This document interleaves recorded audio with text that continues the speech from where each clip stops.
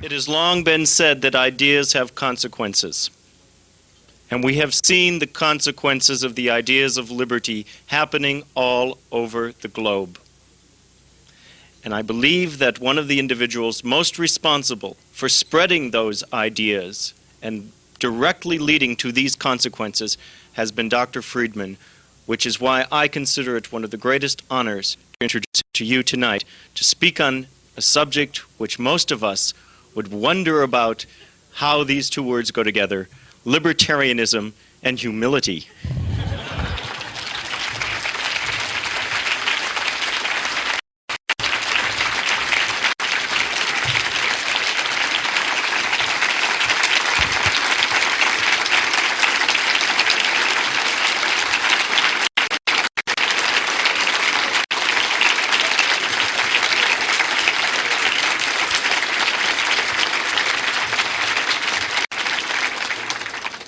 Thank you very much. I'm embarrassed by that introduction and by your welcoming me, because I'm afraid at the end of the talk you may not be quite so enthusiastic.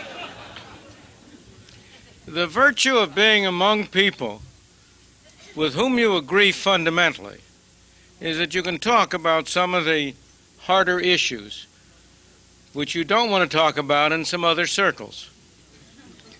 And that's what I want to do tonight.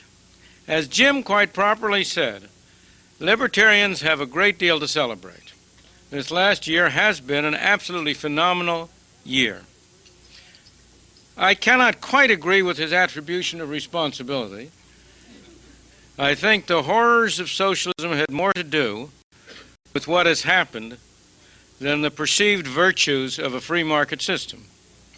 But once it's occurred, it offers an enormous opportunity for free market institutions, and that's the point at which I do believe ideas have consequences. The recognition that socialism is a failure is not the same as a belief in free private markets. You need only look at the United States.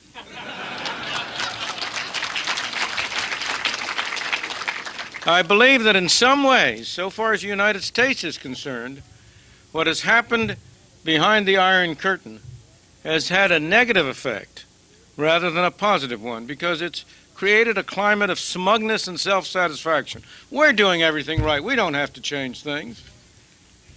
Just look at a summit in Washington. What's it dealing with? How to make socialism more extensive, not how to make it less extensive. How to take more of the public's income away from them and for government to spend. That summit is not dealing with the real problems of how you get rid of the socialist enterprises that unfortunately are so prominent in our country. So I believe there is an enormous amount to celebrate, but I don't think we want to go too far. However, that's not what I'm going to talk about. I want to talk tonight about a very different issue: basic libertarian beliefs and values. And that's the point of my title. As a longtime liberal, I refer to myself really as a liberal in the true meaning of that term, a believer in freedom. Unfortunately, we've had to use the word libertarian because, as Schumpeter said, the modern liberals, the socialists of the world, paid free markets the supreme compliment by stealing its name. But as a longtime libertarian, I am puzzled by a paradox. On the one hand, I regard the basic human value that underlies my own beliefs as tolerance, based on humility.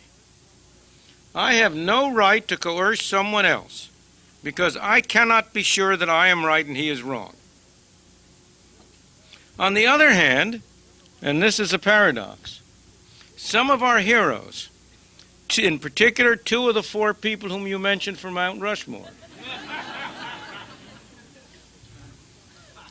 people who have in fact done the most to promote libertarian ideas, who have been enormously influential, have been highly intolerant as human beings, and have justified their views with which I largely agree, in ways that I regard as promoting intolerance.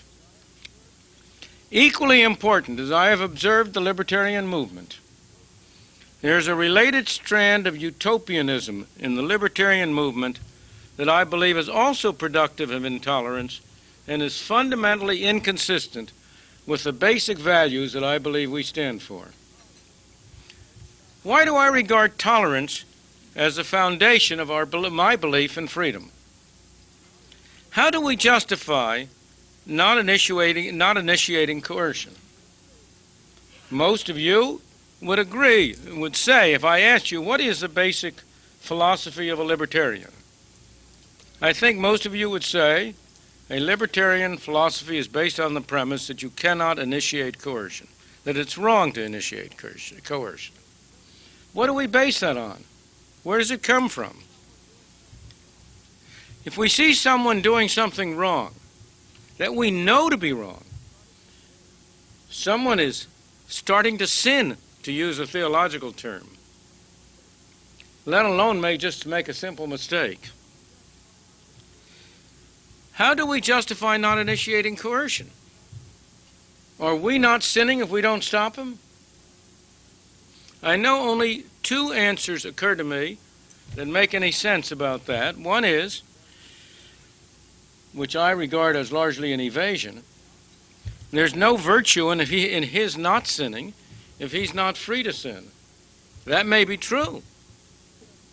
But then, that doesn't apply to me. Maybe no virtue for him. That doesn't mean I should let him sin, because I'm sinning when I let him sin. How do I justify letting him sin? I think the most persuasive answer is that, can I be sure he is sinning? How can I be sure I am right and he is wrong? That I know what sin is? I think this is a very complicated and difficult problem. Let me give you a very extreme example. I come up here on Golden Gate Bridge and I see somebody getting ready to jump. He's going to commit suicide. Am I entitled to use physical coercion to stop him, assuming I'm capable of doing so? I think on the basis of the libertarian principle of not initiating coercion, one would have to say no. Yet I am sure that if most of you, like myself, if we could, would stop him. We'd grab him. We'd justify that temporarily by saying, well, really, he's behaving, he doesn't really intend to do that, and it's irreversible, and we got to stop him from doing something irreversible. Well, we grab him, we hold on to him, and he gives a perfectly plausible reason why he wants to commit suicide. Are you going to let him go? I don't think that's very easy to answer that. In principle, we ought to say yes. And in practice, I doubt very much that many of us would really, assuming we had the power to hold him, would just let him go. I think what this demonstrates, fundamentally, is that no simple principle is really adequate. We do not have all the answers. And there is no simple formula that will give us all the answers. That's why humility, tolerance, is so basic, is so fundamental. Because the only way we can allow a process to go on whereby we can get a little closer and closer to those fundamental principles is by being tolerant, by recognizing and welcoming the opinions of people who fundamentally disagree with us. And yet, as I've already said, how do I square that with the example of intolerance on the part of people who deserve to be our heroes as libertarians? There is no doubt in my mind that no one has done more to spread the fundamental ideas of free markets than Ludwig von Mises. There's no doubt in my mind that few people, if anybody, nobody has done more to develop a popular following for many of these ideas than Ayn Rand. And yet there is no doubt that both of them were extremely intolerant. I recall a personal episode. at the first meeting of the Montpellier Society, the founding meeting in 1947 in Montpellier, Switzerland. Ludwig von Mises, of course, was one of the people who was there. I was also. And we had a series of discussions on different topics, and one afternoon we had a discussion on problems of the distribution of income, taxes, progressive taxes, and so on. Now, I may say that the people in that room included Friedrich von Hayek, Fritz Machlup, George Stigler, Frank Knight, Henry Hazlitt, John Jukes, Lionel Robbins, Leonard Read, whom you referred to. Hardly a group of people you would regard as leftists. But in the middle of that discussion, von Mises got up and said, "You're all a bunch of socialists," and stomped out of the room.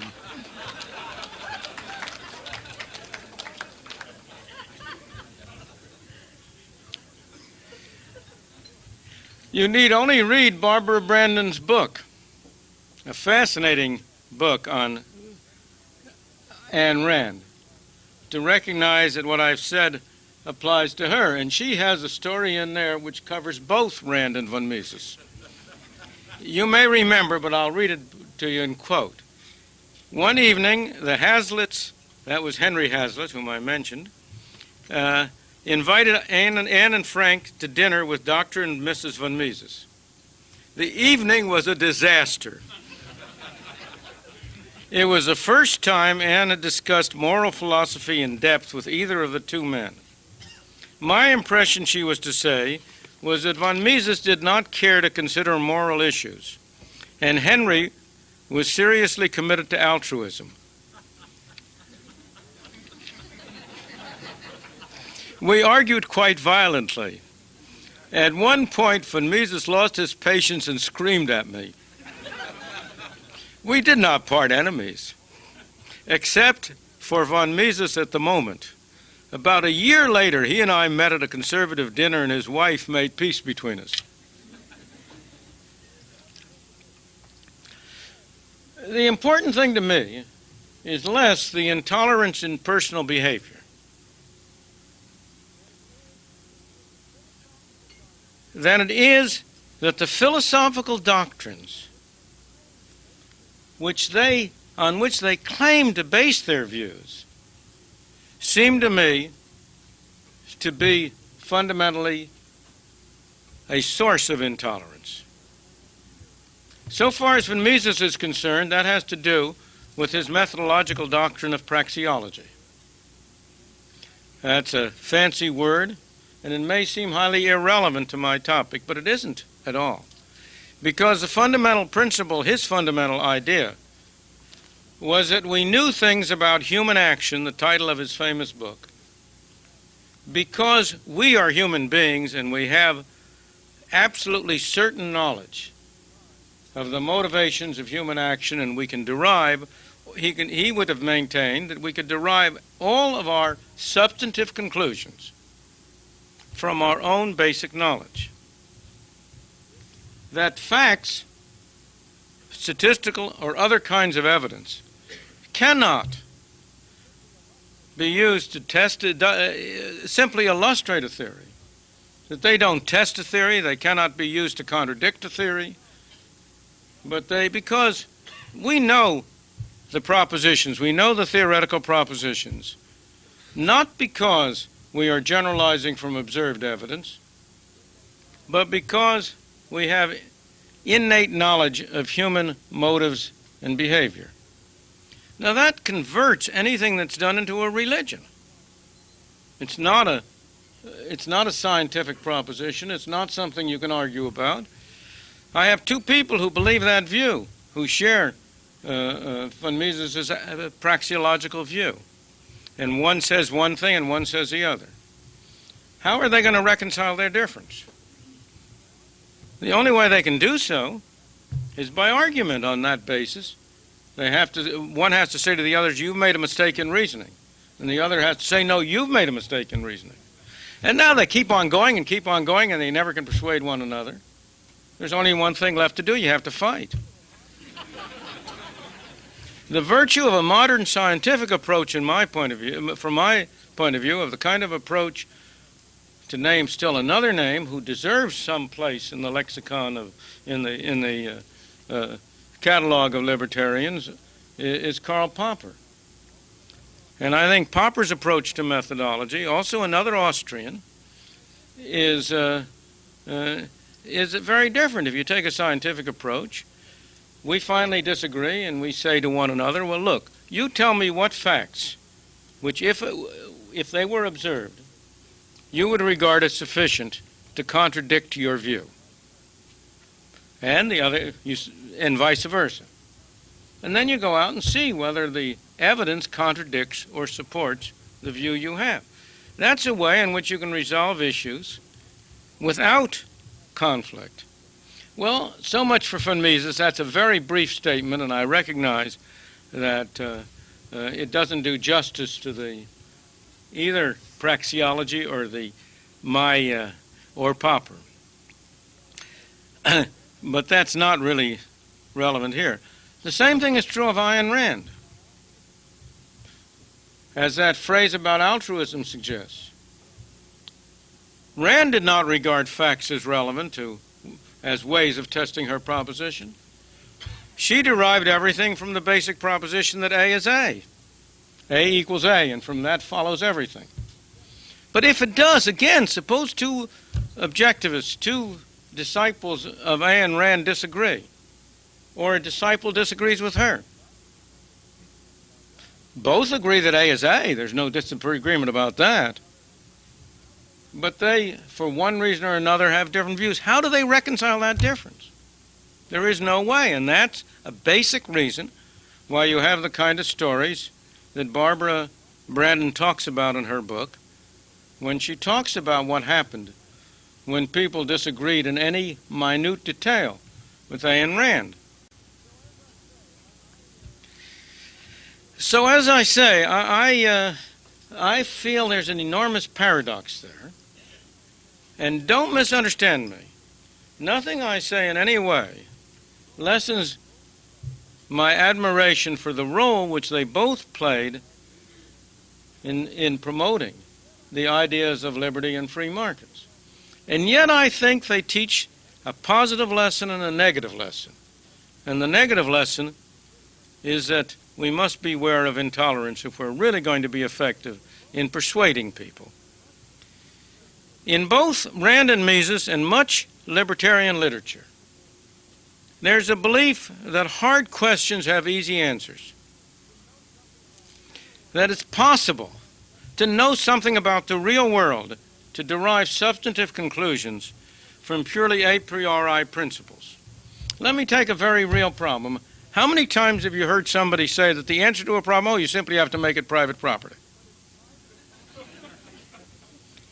But is private property such an obvious notion? Does it come out of the soul? I have a house. It belongs to me. You fly an airplane over my house, 20,000 feet up. Are you violating my private property? You fly over at 50 feet. You might give a different answer. Your house is next door. You have a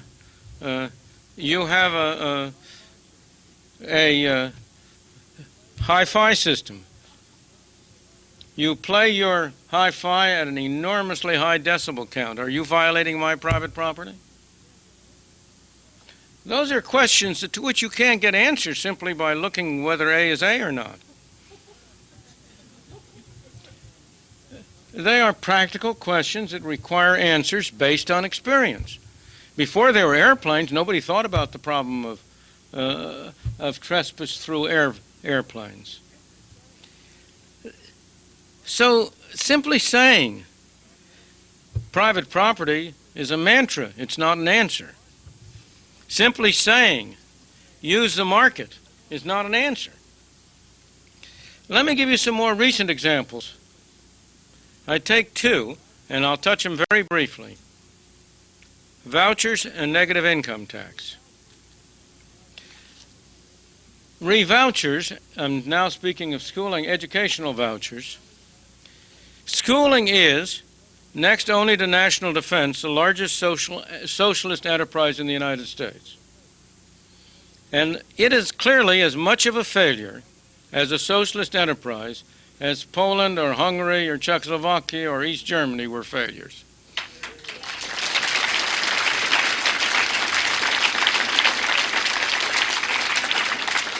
And it shares the characteristic features of those failures.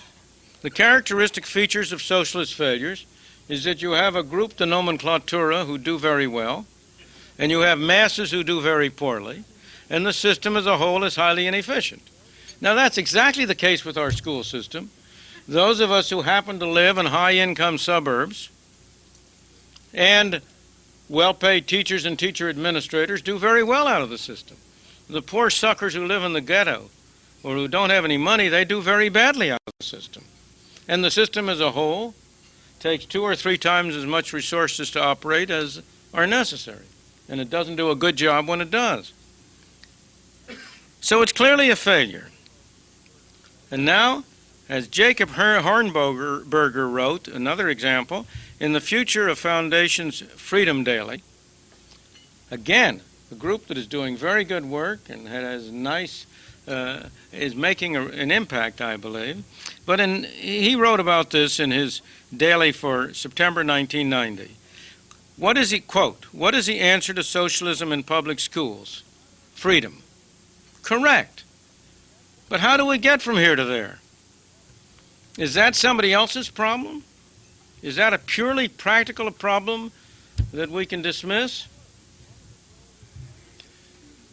Of course, the ultimate goal we would like to get to is a system, is a society in which people are responsible for themselves and their children's schooling, and in which you do not have a governmental system. But am I a statist? As I may say, I have been labeled by quite a number of libertarians. Because some 30 years ago, nearly 30 years ago, I suggested the use of educational vouchers as a way of easing the transition. Is that, and I quote Hornberger again, quote, "simply a futile attempt to make socialism work more efficiently"? I don't believe it. I believe you cannot simply say, to say what the ideal is. This is what I mean by the utopian strand. You cannot simply describe the utopia and leave to somebody else how we get from here to there.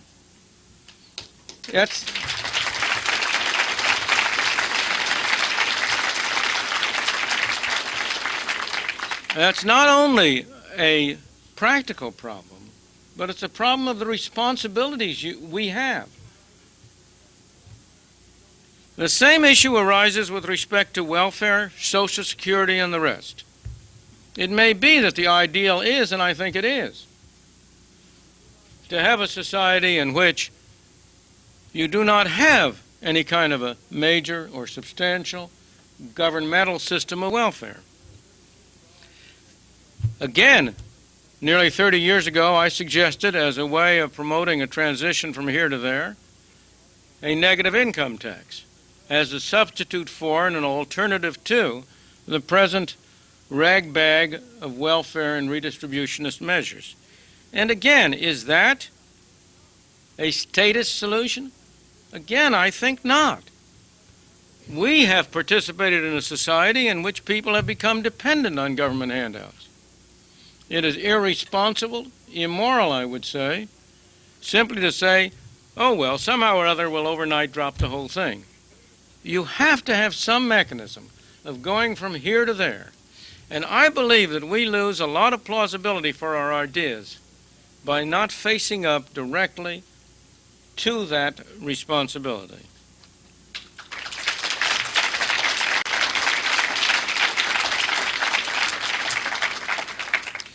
It is, of course, desirable to have a vision of the ideal of utopia.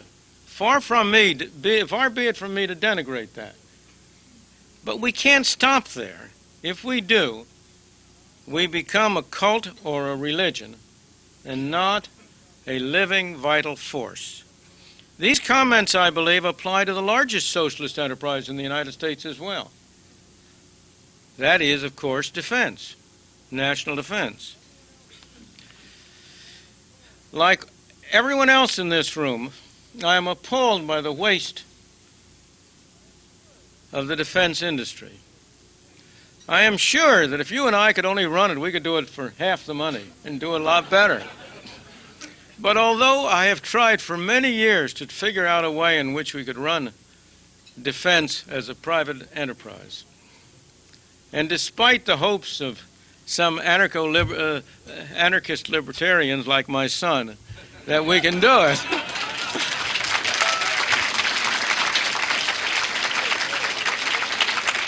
I have to admit that over some 30 years now, he's never been able to persuade me that we could. That just shows how intolerant I am.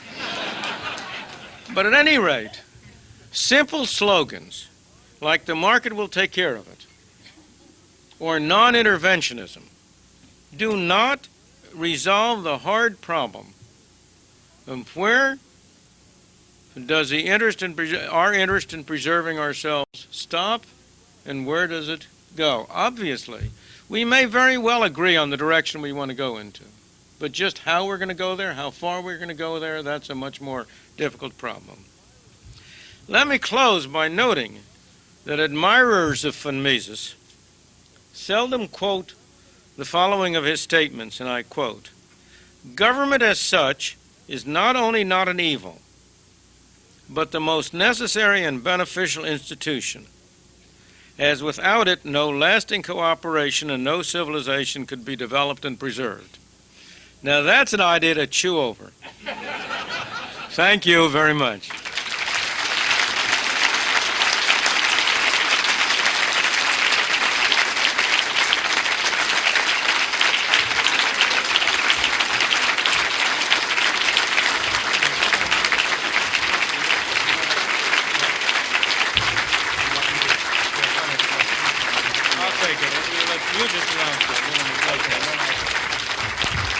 We'll take a few minutes for some questions and then go on to a few other things on the program this evening. Yes, sir.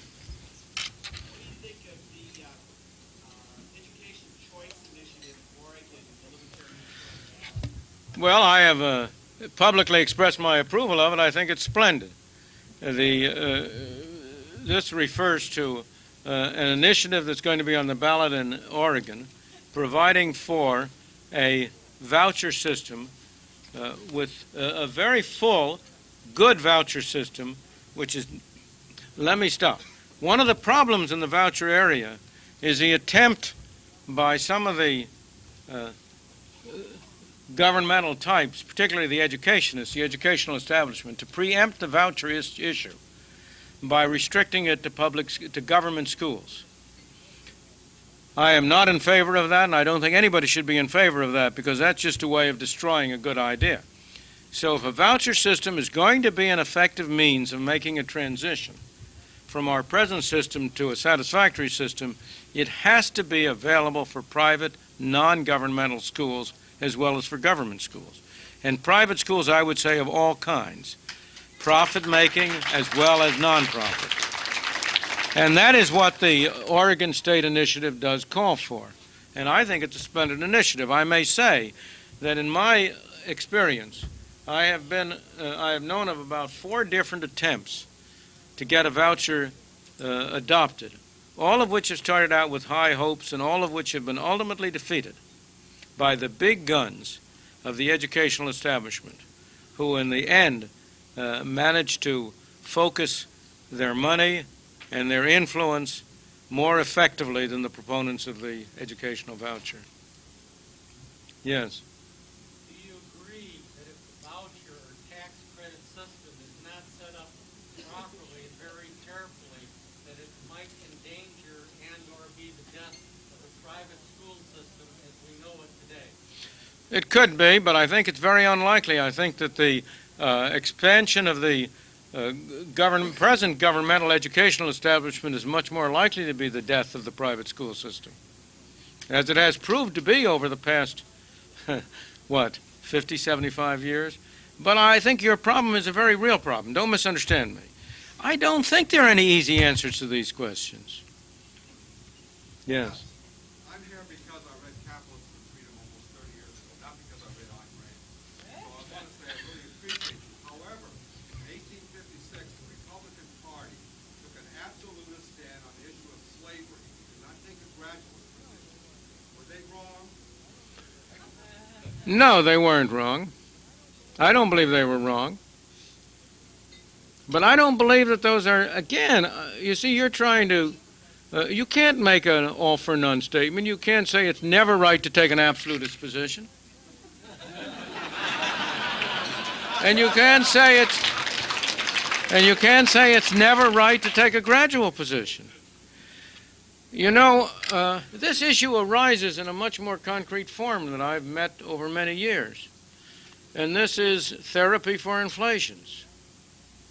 When you have a hyperinflation, a very rapid inflation, I think you have to take a shock treatment, an absolutist position, not a gradual treatment if you're going to bring it down.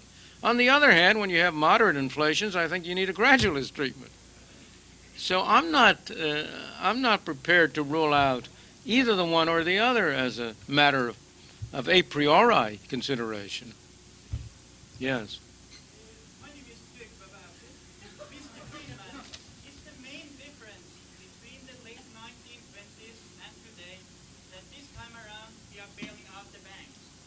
How much can we borrow before we get in deep trouble? When will we have the next big stock market crash? How can we make the most out of the next big trouble? When will we go to war?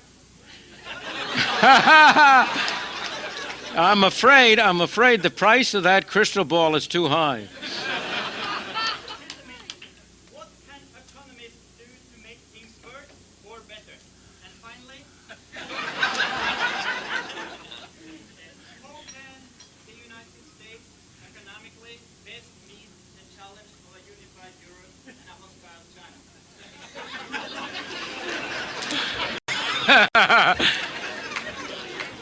As I say, that's a very large order, and I'm afraid I can't fill it.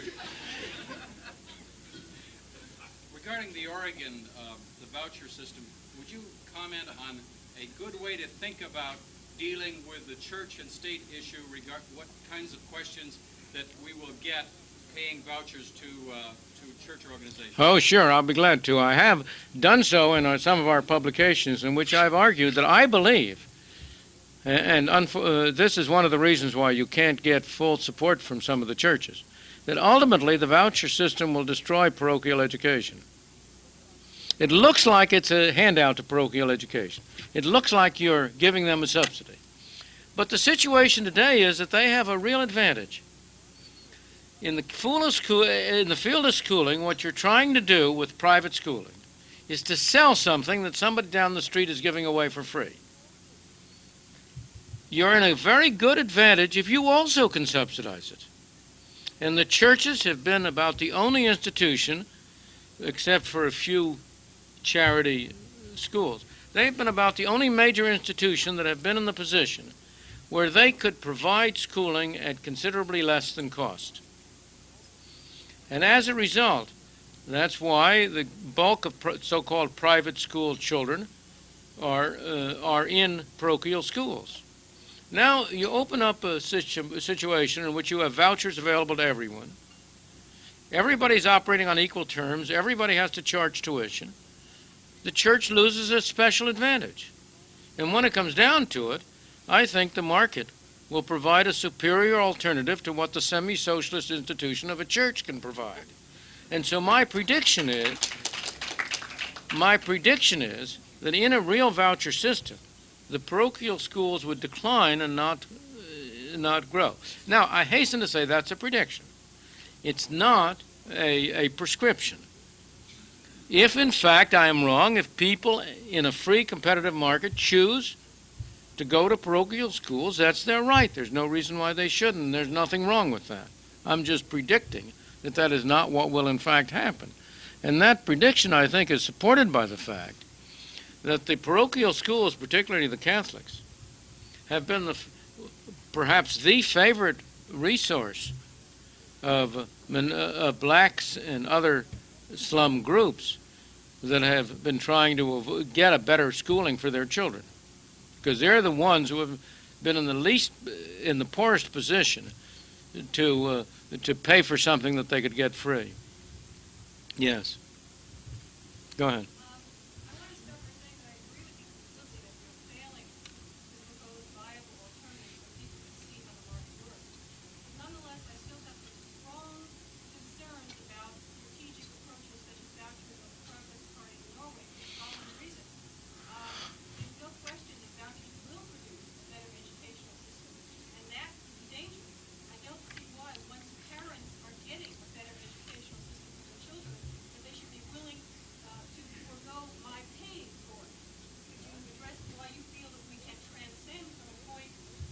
I understand your point.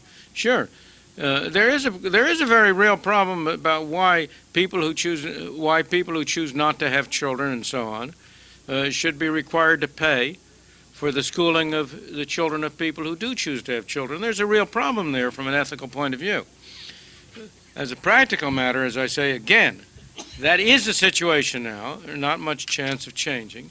My opinion has been on that issue as well, that if you get vouchers, it will stimulate a situation in which people, as they can afford to add to the voucher in order to be able to get better schooling for their children. That also, with all governmentally financed enterprises, sooner or later there comes to be very great pressure on trying to divert the money to another governmentally financed enterprise. There's a marvelous article many, many years ago by Alan Wallace on political entrepreneurship versus economic entrepreneurship. The economic entrepreneur produces a product that nobody has tried, nobody knows what it is, and he can do it before he gets a market for it. The political entrepreneur can only produce something for which there is already a market. And the political entrepreneur, therefore, tends to take something which is already growing and already developing to jump on it and take it over. At any rate, that's much more fully developed in Alan's article, which is a very good article. It's in a book recording a debate between him and, I'm not sure who the other one was, by the American Enterprise Institute. And to go to your point. So what happens is that over time, the demand for higher and better schooling will grow as people become more affluent.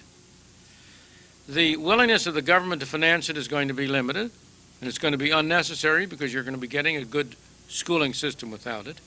And gradually, non-parents will be less and less willing to finance the parents. And as people become more affluent, they will take on a larger and larger share of the expenses. And ultimately, hopefully, the voucher would wither away. Or rather, I would say not wither away, but be converted into poor relief rather than universal. Yes, I have a question about inflation versus taxation. What do you mean, versus? Inflation is a form of taxation.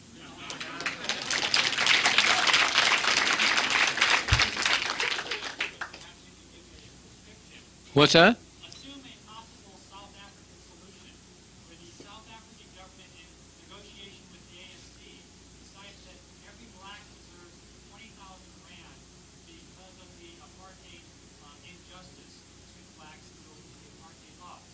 And the choice comes up, should they just print the money by causing inflation, or should they punish and tax the white or the property owners currently in South Africa? And which would you recommend of those two? I don't know. As I say, inflation is a form of taxation. And under some circumstances, it may not be the worst form. Because it is a question of what is the total burden of a form of taxation. And without commenting on whether the particular use of funds that you've described as an appropriate or relevant use, your question has nothing to do with apartheid or anything like that. It applies to the U.S. U.S. budget. The U.S. is spending, the federal government is spending something over $1 trillion a year. And I have any number of letters from people who say, well, the way we ought to handle this and solve this tax problem is, why doesn't the government just print the money to pay for it? Well, the answer is, we do. To a limited extent. We don't for the whole thing. And it would be a very bad form of taxation to try to finance the whole thing that way because of the way in which it would operate. So there's no, I don't regard that as really an issue of ethics or principle or anything. It's a question of analyzing alternative optimum forms of taxation. We'll take one more question right here.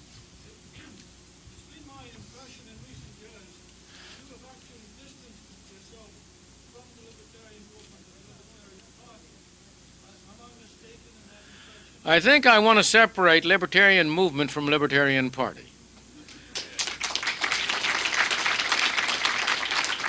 I have not and do not in any way distance myself from the Libertarian movement. It's been my home for many years. The Libertarian Party is another question. I have never been associated with the Libertarian Party, not because I have any objection to it. On the contrary, I think a Libertarian Party is capable of doing a great deal of good, provided it remains a party of principle and doesn't put much weight on getting anybody elected. But as I once said at a talk that I gave down at Stanford to the young Republican, to the Republican Club of Stanford, there really is such a thing.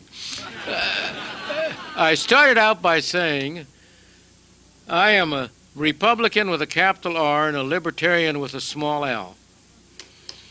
That is, I have decided, for my own, I'm not making prescriptions for anybody else, but for my own personal reasons, I have decided that I could have more influence and achieve more of what I would like to achieve by working through the Republican Party. That would not be true for many other people or most people. And I very much approve of the Libertarian Party as a party of principle.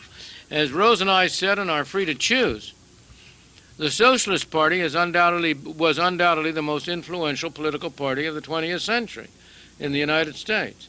And it was that because it never got anybody elected, but it remained a party of principle. And if the Libertarian Party can remain a party of principle and not get sidetracked by the appeals of being able to command rent through garnering votes, it also is capable of achieving a great deal of good. Thank you.